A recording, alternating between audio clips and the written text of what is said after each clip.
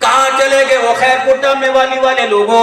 जो अल्लाह अकबर, जो अपने घर के अंदर दस्तरखान को अहमियत दिया करते थे, हाथ धो धो के खाना पकाया करते और खिलाया करते थे, पानी का बाल्टा अब्बा के पास हुआ करता, अल्लाह अकबर, हंडी अम्मा के पास हुआ करती, रोटी का चगेर बाप के पास हुआ करता, बाप रोटी में से 4-4 3-3 हिस्से करके सारे बच्चों को बांटा करता था, किसी के हाथ में एक रोटी नहीं आया करती थी, पहले कहा जाता था ये खा ले ये खा ले, अल्लाह अकबर, सालन माँ डाल के दिया करती थी, हट डोई के डालने पे अल्हम्दुलिल्लाह बिस्मिल्लाह का करती थी और खा के कहती थी बेटो सारे शुक्र अल्लाह का अदा करो, चलो सारे हाथ दो, 4-4 5-5 भाई एक प्लेट में खाया करते थे। और लोगों, जब तुमने दस्तरखान पे इकट्ठा बैठना छोड़ दिया, परवरदिगार आलम ने तुम्हें दस्तरखान से उठाकर अदालतों के अंदर इकट्ठा कर दिया।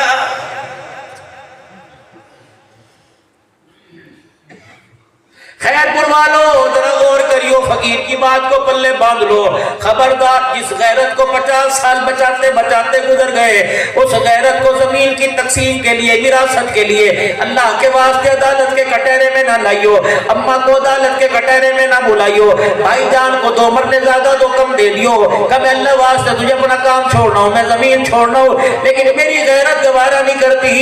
बाप के मरने के बाद जिसने जमा जोड़ी हमारे लिए की, आज वो अदालत के कटहरे में खड़ा हो जाए।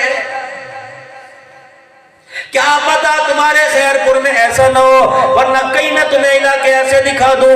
4 भाई अल्लाह की कसम सारे इकट्ठे ईद एक जगह नहीं पढ़ते ताकि भाइयों के गले ना लगना पड़ जाए।